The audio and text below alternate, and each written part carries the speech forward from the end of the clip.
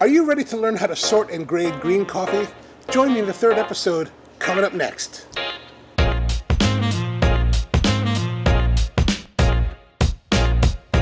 Hey everyone, I'm Jay from Spro Coffee, and in this series of video we've been talking about how to grade green coffee for selection and purchase. In the last couple of videos we talked about what is Arabica green coffee and the SCA grading form. In this video we're actually going to sort the coffee and really get into picking out the defects and figuring out whether we like the coffee or not. Now in the last video we talked about the grading form. And the grading form is actually just one form that you're going to need throughout the process of grading and sorting and deciding on whether or not you want to buy the coffee that you're tasting. This just covers the green grading. In addition to the green grading form, you're also going to need a roasting form, which basically will cover your roasting. So you'll need to graph out your roast and include all the details about the roasting of your sample. And then finally, later on, you're going to need a cupping form. So you now have 3 separate forms, maybe 4, just for one sample. It's a little bit unwieldy. Several years ago, I decided that, hey, why don't we just take all of these forms, make them into one convenient single sheet form, and use that. And hence, the Spro Coffee, Arabica Green Coffee, and Roasted Grading Form. So this actually takes everything that you would need and puts it on one sheet so that it's easy for us to sit there and evaluate. Now, all of our pertinent details about the coffee we would place up in here in the information section. Then the green grading section at the bottom has everything to mark our defects as well as make any notes and detailings about the coffee itself. We also have a roasted coffee section so that as we're roasting the sample, we can take notes and know everything we need to know about that. And then finally there's the cupping form. Once that's all done, you can just sit there and look at this one sheet that will give you all the pertinent data that you will need to make your determination. So that's what we're going to use today, instead of all these sheets. Now we have one sheet on one clipboard. Very handy. Alright, so using the form is pretty straightforward. We're going to start at the top section. Category. There's type, offer, pre-ship, or arrival. I guess it would be considered an offer.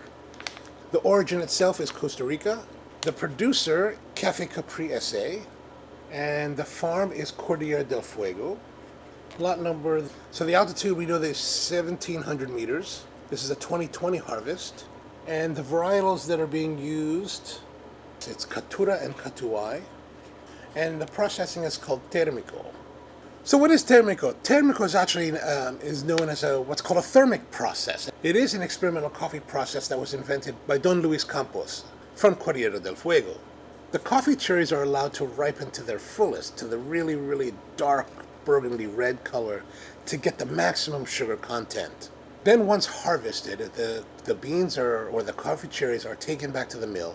The outer husk is removed from the cherry, as well as some of the mucilage that covers the bean is stripped off. But it's not fully stripped off.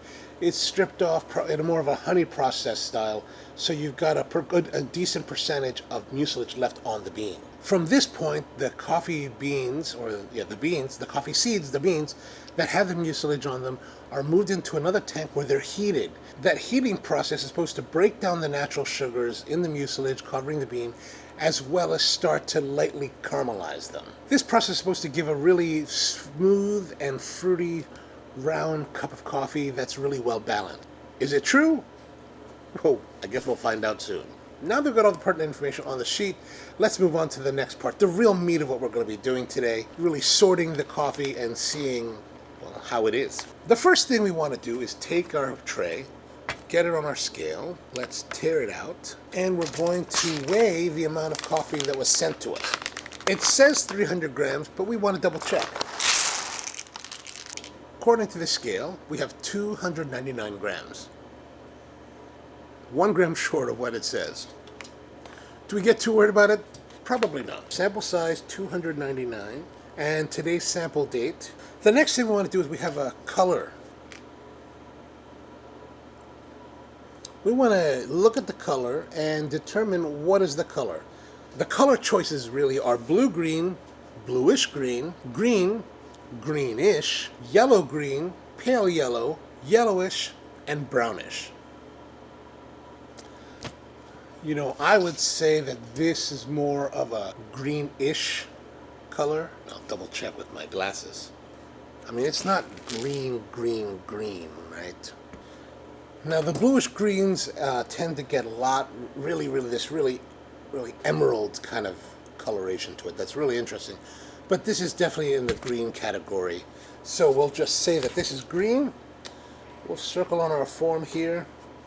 And then the next thing is odor. We're not really looking for descriptives of the aroma of the green. What we're really looking for is, does the coffee have like a foreign odor, meaning something like tar, oil, diesel, things that indicate that the coffee has been mistreated, mishandled somewhere along the way.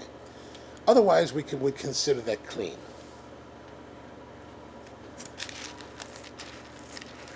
This coffee, after smelling it, really has a fruity aroma to it. However, we're looking for off odors, and so we would consider this to smell clean.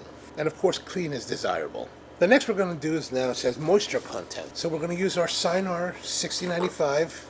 These type of moisture meters are really quite simple to use. Fill the chamber. Just fill it nice and full, and then we place the cap on top. And if you can see this indentation, what you want to do is you want to tighten it all the way down until the indentation is level with the top, just like that.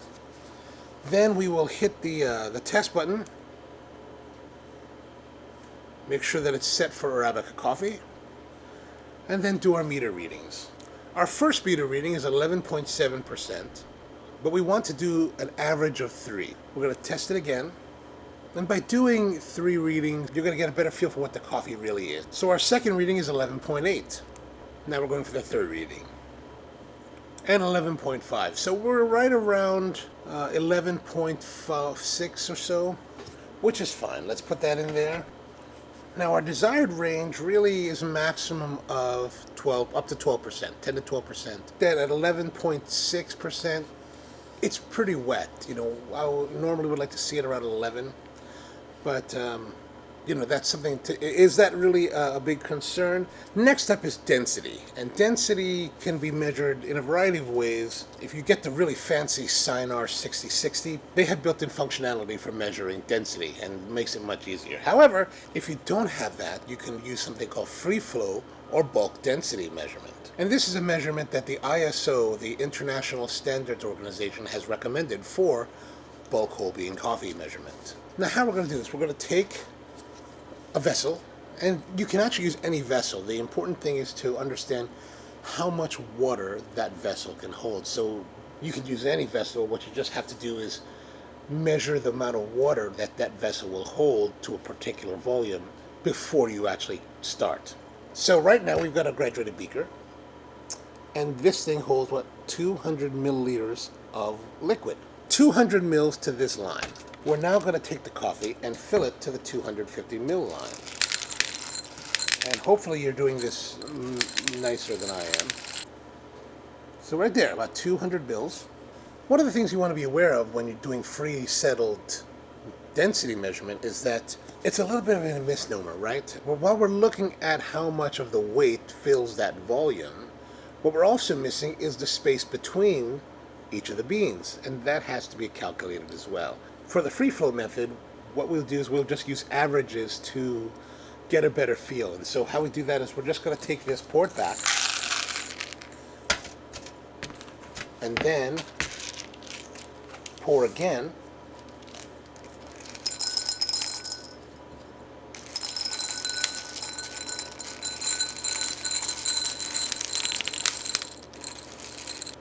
So there, about 200.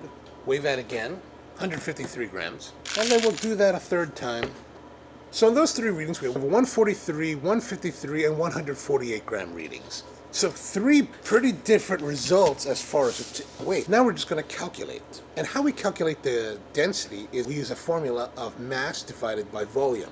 So what we're going to do is we're going to take each of these quantities, let's say 143 grams, we're going to divide that by the volume, which is 200 mils. So 143 grams divided by 200 mils, 0.715. So that's our first number. The next number we're going to do, we did 153 grams, so 153 grams divided by 200, 0.765. And then our final number, 148 grams divided by 200 is 0.74.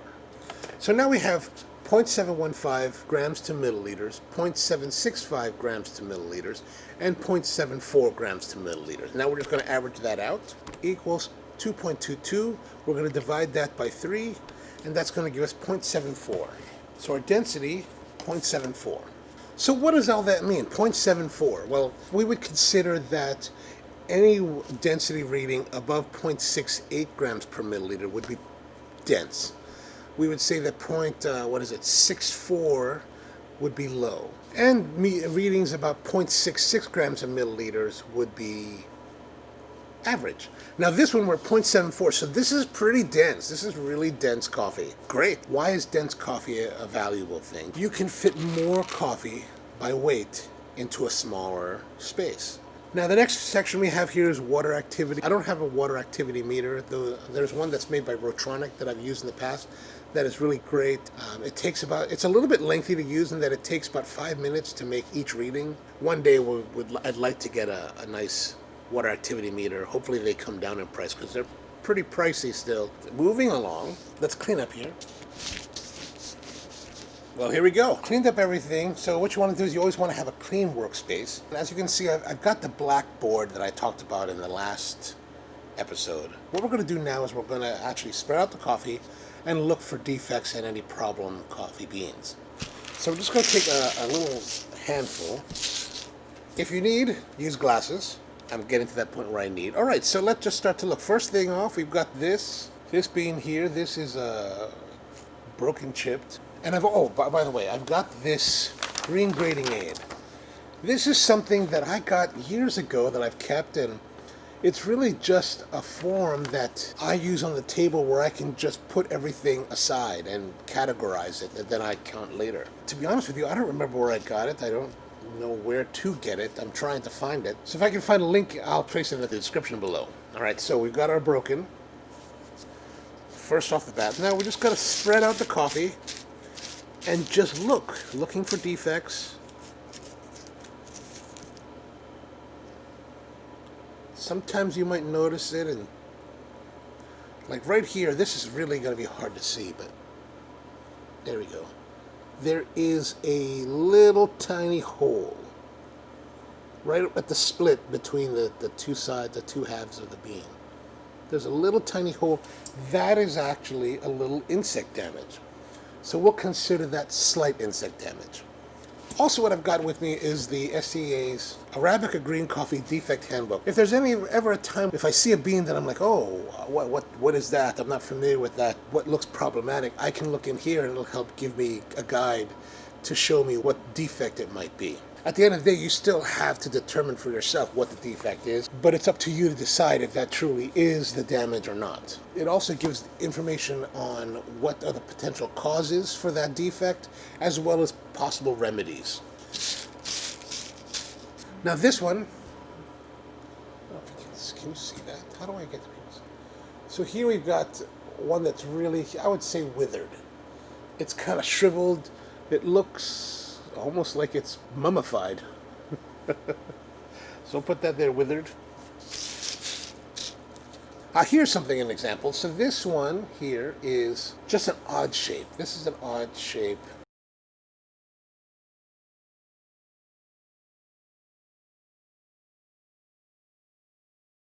I don't know if you can see it up here. There it is. Here's another one. There's another one here. Put that there with it. Overall, it looks fairly clean. And then you find things like this. Here's another similar one that's just, these are just kind of weird shaped. And one of the things that a friend of mine told me many years ago as I was learning about the grading, we don't really penalize coffee beans just because they're ugly. What we're looking for is things like this. This is both ugly and it's got a hole there.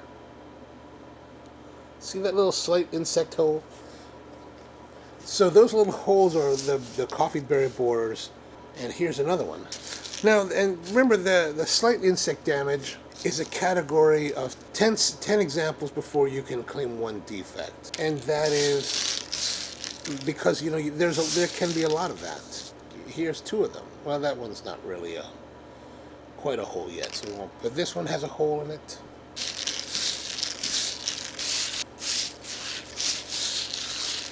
Should you be worried about slight insect damage? Not necessarily.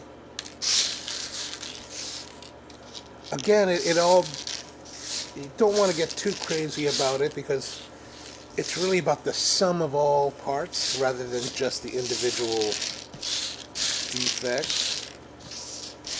Alright, so once you've gone through it, if you don't see anything that seems untoward, moving on, I'll just slide that over and then bring another amount of coffee. Here's another potential withered. That actually is more withered than the other one. Here's a little insect. Now, one thing I should notice that a lot of these standards are based for washed coffees. And this, of course, is a not washed coffee. This is here's another odd-looking one that almost looks like it's a sour. Look at the color. It's very light. It's very yellow. I'll still put that on the side. I mean, I'm not seeing broken, chipped. There's no, like, partial sours. Well, this could be partial sour. We can say that's partial sour. But, I mean, overall, fairly clean so far.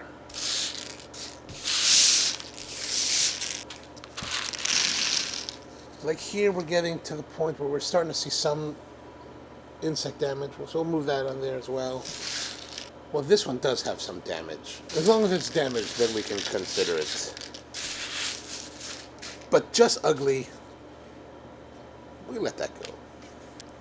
Here, more deformed, ugly beans. So like I was saying, when we're dealing with natural type coffees, this is more along a natural or at least definitely a non-washed coffee, you kind of have to be a little bit more, not necessarily flexible, just a little bit more understanding of the differences. Like, you're not going to find the coffee to be as,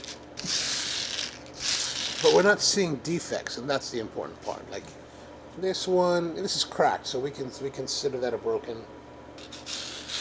Now, I tend to swash like this because I'm trying to turn the coffee over so it can expose some potential problems. Like here, more broken. All right. Oh, here we go. This is definitely kind of black.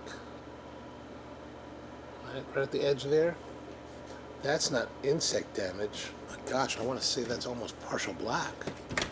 See, even now we can look back here and say, hey, I mean, it's not really full black or partial black. I guess, or maybe part black. We'll put part black. Say part black. More damage here. Continue on. We're going to get a last batch out. Oh, where did that go? Here we go. Insect damage, kind of withered, kind of ugly. That's super ugly and insect damage. Another ugly. Yeah, like here's a great example of one that's just, you know, you look at it and it's got this really difficult looking color. It's partially kind of dark and partially green, and it's just not so pretty. But this is something that may happen in natural type processing of coffee. So in a wash scenario, we would be more concerned, but I'm not so concerned because this is natural, and this could just simply be the mucilage has dried and on it. And so I wouldn't penalize it for that in this coffee. The natural type processing actually creates a lot of uneven coloration of the coffee beans. All right, I think that's everything. Oh, here's one. Look at that big old bean, kind of ugly with some damage there. All right, that's it. So if you're enjoying this video, be sure to check out all the other videos we have on our channel here at Spro Coffee. And also, don't forget to check out my personal channel, Onocoffee, where I've got even more coffee content that's a little bit outside the box for what we're doing here at Spro. We've also got a website, sprocoffee.com, where you can order coffees and coffee brewing accessories that are really great for using at home. And we even have a subscription program that gives you 10% off, and you can set it up to deliver coffee to you weekly, bi-weekly, tri-weekly, or even monthly. So give that a try, and we really appreciate you taking the time to watch these videos. I hope you're finding value in these coffee videos. If you have any thoughts, please leave them in the comments below.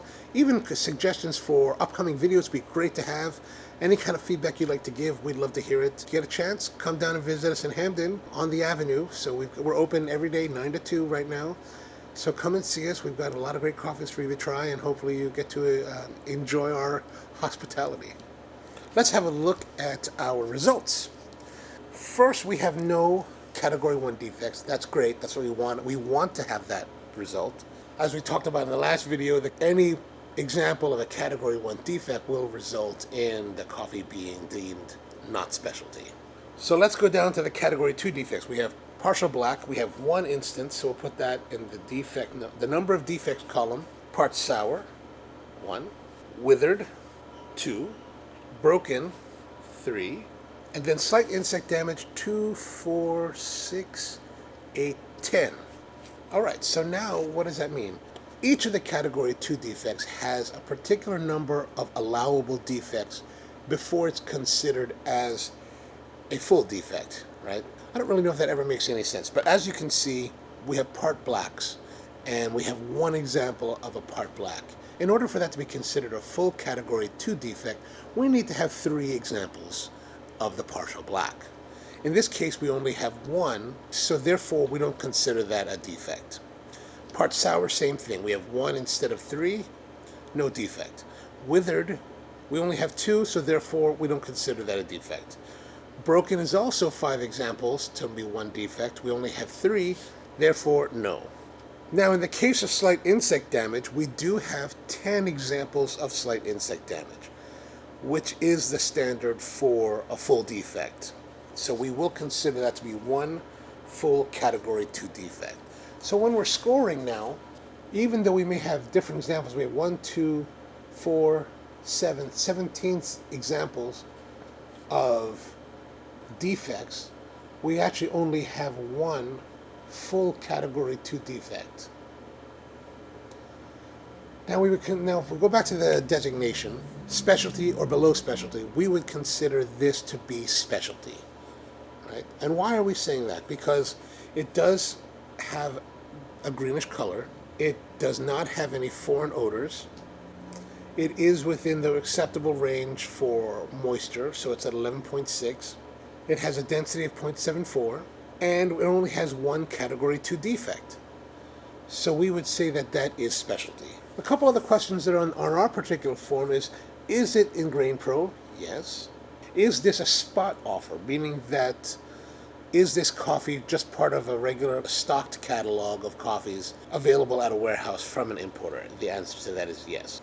That's pretty much how you sort and grade coffee.